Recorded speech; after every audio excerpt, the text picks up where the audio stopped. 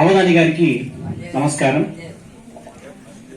ఈరోజు నిషిద్ధాక్షరిలో భాగంగా శ్రీ కృష్ణదేవరాయ హై స్కూల్లో చదివేటువంటి విద్యార్థులందరినీ దీవిస్తూ సరస్వతి మాత గురించి ఒక చక్కటి పద్యాన్ని చెప్పవలసిందిగా కోరుతున్నాను.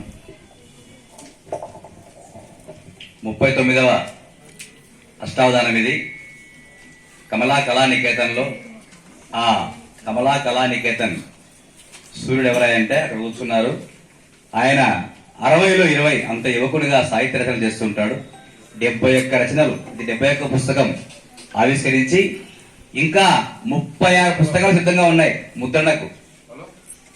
అలాంటి గొప్ప వ్యక్తి అయిన సవప్ప గారు ఈరన్న గారు వారికి ప్రణమిల్లుతూ ప్రారంభిస్తున్నాం. సార్ కాలచేతం అవుతుందని కొంచెం ముందుకెళ్తున్నాం. కృష్ణదేవరాయ పాఠశాల విద్యార్థులను ఉద్దేశించి కళామ తల్లి, చదువుల తల్లి దీవించుగాక అని.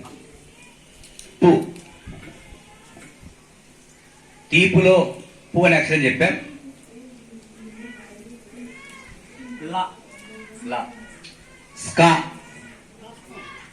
రాసుకోండి. తీపులో పువర్ణం చెప్పాం. లా నిషేధించిన వారు కాదండి, లాక్ బ్రాకెట్ వేయండి. స్కా, అనుష్కలో స్కా. అనుష్క అంటే ఇష్టమేనా మీకు?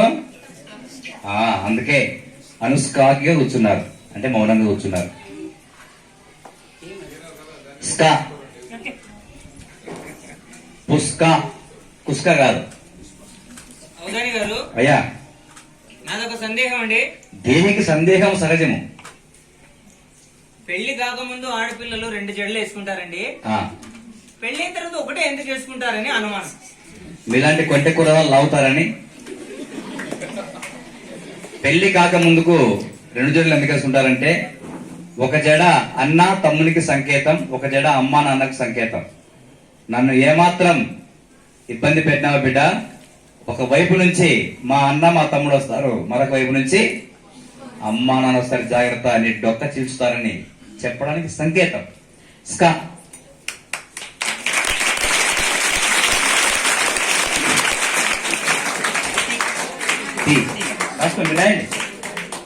ఎందుకంటే సాక్ష్యం వీళ్ళే, సరస్వతి పుత్రుడు.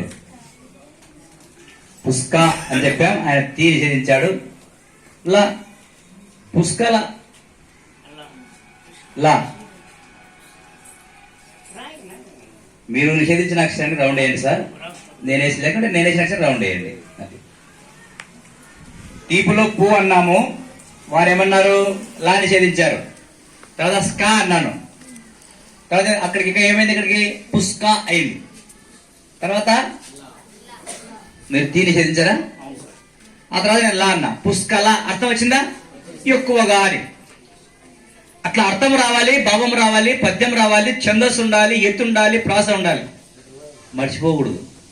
దీన్ని నిషిద్ధాక్షరి అంటారు. పుష్కల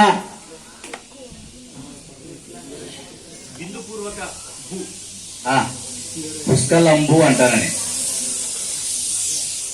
వి పుష్కల అవి యావో చూద్దాం.